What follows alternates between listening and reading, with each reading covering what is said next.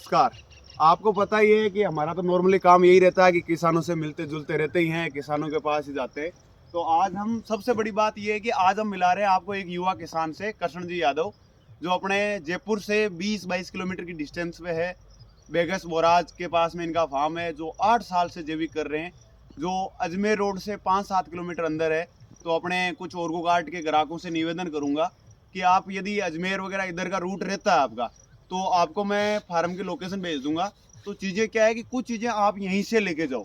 उससे क्या होता है कि एक किसान को ये मोटिवेशन मिलता है कि भाई किसान से चीज़ें जाती है, अपने हमारे पास जाती है, हमारे थ्रू आपके पास जाती है। ठीक है, वो बात अच्छी है, लेकिन किसान के से जो चीज़ें निकलती है, किसान के पास आके ले जाओगे। किसान यदि ग्राहक से मिलता है ना, तो उसको एक अलग खुशी होती है कि मेरे पास से जो चीज़ें जा रही है ना, वो किन के पास जा रही है। तो किसान को वो चीज़ें पता होनी ज़रूरी है। तो जैसे इन्होंने तरबूज की खेती कर रखी है, कुछ तोरई, ककड़ी ये भी बो रखा है, कद्दू वगैरह, टिंडा वगैरह। तो इनके अपने वाले फार्म में, क्योंकि 8-10 दिन में अपने वाला फार्म में तरबूज आने बंद हो जाएंगे, तो अपने को पहला अल्टरनेट चाहिए था। तो अपने अल्टरनेट के रूप में कृष्ण जी के पास आए हैं। तो कृष्ण जी की ये तरबूज की खेती है, और ये अपने कृष्ण जी है, जो सबसे बड़ी बात, ये इनका कोई एग्रीकल्चर से बैकग्राउंड नहीं है। ये फिजिक्स केमिस्ट्री मैथ्स से बीएससी करके फिर एग्रीकल्चर में आए। 8 साल से ये फार्म में यहाँ पर जैविक कर रहे हैं। तो सबसे बड़ी बात ये है। तो अपन मिलते हैं कृष्ण जी से। तो कृष्ण जी, सबसे बड़ी बात ये है कि मैं सबसे पहले तो ये पूछना चाहूँगा कि आप युवा किसान हो, तो सबसे पहले तो इस तरफ आए क्यों, और दूसरी तरफ यदि इस तरफ आ गए तो चैलेंजेस क्या क्या है अपने। देखो, इसका आने का सबसे बड़ा पर्पस तो यही था कि खुद को शुद्ध खाना था और धरती माँ को बचाना था। इससे प्यार है, क्योंकि अच्छा। उसको माँ किस लिए बोलते हैं। हाँ, धरती माँ, गाय माता, इनको ही तो तो बोलते हैं, और तो हर किसी को अब घर बोलते में हैं। अपनी माँ जो जिसने हमें जन्म दिया हाँ और उन्होंने हमें इतना बड़ा किया, बट ये इतनी बड़ी माँ है कि उसके पीछे वो माँ भी पली है। जी, हाँ, ये धरती माँ इतनी बड़ी माँ है, जिसके पीछे अपनी जो रियल माँ है वो ही पली है। बहुत बड़ी बात तो कही। इसीलिए इसको क्या बचाना था।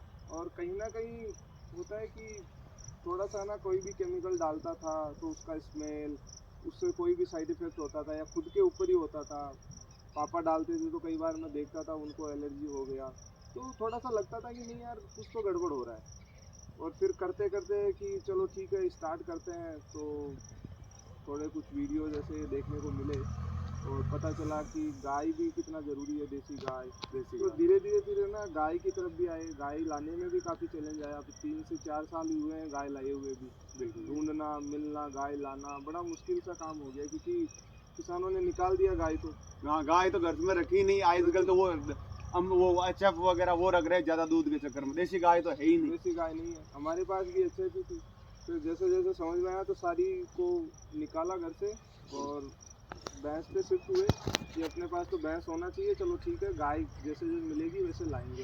दो अच्छा। तीन बार लाए भी गाय, लेकिन बैठे नहीं, लात मारी, थोड़ा वो ये हुआ तो वापस दे दिए कि दूसरा देखेंगे थोड़ा। सही फिर है। जैसे ढूंढते ढूंढते गाय भी मिली। गाय फिर भी गाय जैसे मिली ना, इसका खेत का उत्पादन भी बढ़ा।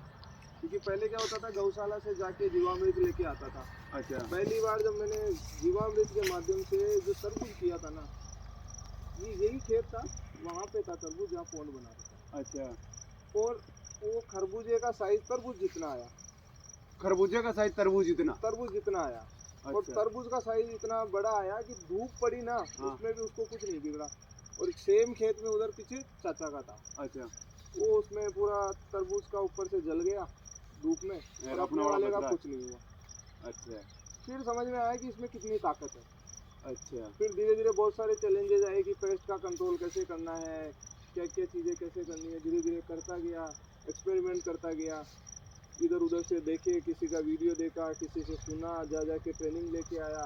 तो चीज़ें समझ में आई कि कैसे पेस्ट का कंट्रोल करना होता है, क्या इकोलॉजी होती है, कैसे हम लोग खाने को उगाते हैं, क्या बीज डालना चाहिए। तो फिर सारा सारा कॉन्सेप्ट समझ में आने लगा कि हम प्राकृतिक खेती करते हैं तो प्राकृतिक खेती में क्या क्या कॉन्सेप्ट होते हैं, उसका फंडामेंटल्स क्या होता है। बिल्कुल तो बिल्कुल। प्राकृतिक खेती में एक तो क्या मोनोक्रॉपिंग नहीं होता है जैसे बिल्कुल। ये है। हाँ। अब ये एक्चुअल में है तो मोनोक्रॉपिंग, पर थोड़ा थोड़ा इसमें मैंने चेंज करने का कोशिश किया है। बीच बीच में थोड़ा गेंदा लगा दिया, चारों तरफ मैंने बाजरा लगा दिया, उधर अच्छा। थोड़ी सब्जी लगा दी। बाकी मेड़ पे अपने पास पेड़ पौधे अपन काटते नहीं है, बाकी लोग काट देते हैं। सही अपना है। पेड़ पौधा हटाने का नहीं है, हमारा काम है लगाने का। सही उससे बात। होता क्या है, आप थोड़ा सा जल्दी आते ना हाँ। तो आपको यहाँ पे चिड़िया दिखती। शायद अच्छा। वो देखो, हमारे पे चिड़िया बैठी है। ये बेटी, हाँ। हाँ, उसका काम क्या है, जैसे हम चलेंगे ना तो यहाँ से कोई भी जो भी कीट उड़ेगा ना, हाँ, खाएगी, कीट उड़ते खा जाएगी। खा जाएगी। अपना आधा काम ये कर रही है। सही बात है। तो इसका भी पेट भर रहा है, अपना भी काम हो रहा है। अपना भी काम हो रहा है। तो हो क्या रहा है कि पेड़ पौधों से ये चिड़िया बैठने का उनका घर है, और ये भी उसी जगह आएगी जहाँ केमिकल नहीं है। बिल्कुल बिल्कुल। मैंने देखा कि ऐसे ऐसे पॉलिनेटर आते हैं कई बार तो जो देखने को ही नहीं मिलता, रेयरली मिलता है। अच्छा। मेरे फूड फॉरेस्ट लगा रखा है 4 बीघा में, वो उस फूड फॉरेस्ट में मैं देखता हूँ कि पॉलिनेशन के लिए ब्लैक वाली मधुमक्खी आती है। अच्छा, ब्लैक वाली मधुमक्खी जो रेयर देखने को ही नहीं मिलती। देखने को नहीं मिलती, मैंने तो पहली बार देखा था। ये अच्छा। आ कहाँ से रही है। तो बाद में समझ में आया कि अपना तो सारा नेचर का काम है, और अपन तो एक जंगल का मॉडल बना रहे, पर्माकल्चर मॉडल है वो। तो पर्माकल्चर वाले मॉडल में वही है कि हम जो धरती का है धरती को देना है। बिल्कुल बिल्कुल। ये तो घर वाले एग्री कैसे हुए आपके इस मॉडल पे? घर वाले कुछ एग्री नहीं हुए, जबरदस्ती करना स्टार्ट किया था। पहली बार लगाया तो खीरा लगाया था वहाँ पे, और खीरा इतना जबरदस्त लगा कि पत्ते पत्ते में खीरा लगा हुआ है, बिना कुछ ही नहीं डाला, अग्निहोत्र हवन की बस में डाला था बस। अच्छा। और उसी से इतना माल लगा था। फिर धीरे धीरे ऑर्गेनिक की तरफ मूव होने लगा। फिर धीरे धीरे समझ में आने लगी कि ऑर्गेनिक में और नेचुरल में भी फर्क आ गया, हाँ क्योंकि वो सिस्टम है ना बिगड़ गया। अब क्या समझ में आया कि ऑर्गेनिक जो भी कर रहा है वो बाजार से चीज ला रहा हाँ। है ना, और जो प्राकृतिक कर रहा है वो प्रकृति पे ही निर्भर है, गाय पे निर्भर है, आसपास की चीजों पे निर्भर है। सही। तो लेकिन एक चीज में, जैसे हमारे क्या होता है, मेरे सबसे बड़ी प्रॉब्लम आती है कस्टमर को समझाने में। मैं कहता हूँ कि हमारी नेचुरल फार्मिंग है, जैविक फार्मिंग है, गाय आधारित फार्मिंग है। जैसे हमारे किसान हमसे जो जुड़े हुए वो खेती करते, वो फिर भी वो पूछते कि ऑर्गेनिक है कि नहीं। तो ऑर्गेनिक ज्यादा बढ़िया है या नेचुरल ज्यादा बढ़िया है? देखो, नेचुरल ज़्यादा बढ़िया है। ऑर्गेनिक के नाम पे तो आपको कुछ दिया ही नहीं जाता है। मैं छोटी सी बात बताता हूँ, ऑर्गेनिक में क्या होता है कि आपको जो ऑर्गेनिक जो भी किसान यदि कुछ मार्केट से लाके भी डाल रहा है ना, तो 100 में से कुछ एक कंपनी मिलेगी जो आपको एक्चुअल में जेन्युइन कुछ चीज़ दे रही है। वो भी कहाँ से दे रही है, वो भी वही गोबर गोमूत्र से या जंगल से ऐसी मिट्टी से वो बैक्टीरिया उठा के पैक करके आपको दे रही है। मतलब ऑर्गेनिक रसायनों की बात करें मार्केट से लाने वाले, तो 100 में से एक कंपनी है जो जेन्युइन है। 99 कंपनियां यदि कह रही है कि ऑर्गेनिक केमिकल है, तो वो फर्जी है। फर्जी है, बिल्कुल फर्जी है। मेरा फ्रेंड की दुकान है बिल्कुल। 8-20 की। हाँ। वो कभी कुछ नया प्रोडक्ट आता है ऑर्गेनिक का तो मेरे को देता है ट्रायल करने के लिए। तो मैं कई बार उससे लेके आया हूँ। बाद में लाने के बाद में पता चलता है कि यार इसमें तो है ना, स्मेल तो केमिकल का आ रहा है, तो ये इस पर लिखा हुआ नेचुरल है लेकिन ये तो है ही नहीं। तो ऐसे पागल बनाते हैं किसानों को, और किसान क्या करता है, डाल देता है और चलता है। जो फिर मैंने क्या किया कि ये सब चीज़ें करने के बाद में मेरा खर्चा बढ़ा। ऑर्गेनिक मैंने किया क्योंकि मेरे को समझ थी कि बैक्टीरिया क्या होता है, क्या चीज़ है, तो मैं देख के समझ के ही चीज़ों को लाता था। बिल्कुल बिल्कुल। तो मैंने किया, मान लो कि 50,000 रुपये का मैंने सेल किया फसल को, तो उसमें मेरा 15,000 रुपये का खर्चा आ रहा है। तो फिर मेरा प्रॉफिट वहाँ पे कम हो गया। प्रॉफिट कम हो गया, आपने 15,000 का तो वो खर्चा आ गया, और मेहनत तो पूरी अभी बाकी, मेहनत तो अलग मेहनत ही तो है। पूरी निकल तो ही नहीं रही। इसीलिए फिर मेरे को समझ में आया कि नहीं, इसको है ना, हम खर्चे को कम से कम करना है। अच्छा। तो वो कैसे किया जाए, तो फिर चीज़ें ढूंढने लगा।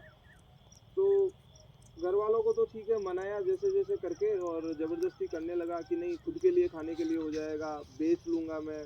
बिका नहीं माल, पड़ा रहा, मंडी में निकालना पड़ा, तो बहुत सारी समस्या आई। फिर धीरे धीरे घर वालों को समझ में आने लगा, जैसे जैसे वो स्वस्थ रहने लगे ना, तो उनको समझ में आने लगा कि हमारा डॉक्टर का खर्चा बच गया, हम बीमार रहना बंद हो गए, हम ज़्यादा अच्छे से काम कर पा रहे।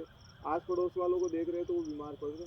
नहीं, ये क्या सीन है? मेरे को ये सबसे ज्यादा लगता है कि जैविक खाने से या नेचुरल खाने से बीमार नहीं होते, जबकि वो खाने से बीमार होते हैं। ऐसा क्या है? उसका कारण क्या है कि देखो, हमारे बॉडी में बीमार होने का सबसे मेन कारण क्या होता है, डिपॉजिट ऑफ टॉक्सिन और लैक ऑफ न्यूट्रिशन। अच्छा। तो जैसे जैसे आपके बॉडी में टॉक्सिन्स बढ़ेगा। टॉक्सिन बढ़ेगा, अब ठीक है। टॉक्सिन कैसे कैसे आ रहा है, हवा से, पानी से, आप जो खाना खा रहे हो उससे, तो टॉक्सिन्स तो हर जगह से आ रहा है, पानी से आ रहा है। पानी से भी आ रहा है। तो सही है। टॉक्सिन्स बॉडी में जाके जम रहा है, बिल्कुल बाहर नहीं निकल रहा है। और सही है। न्यूट्रिशन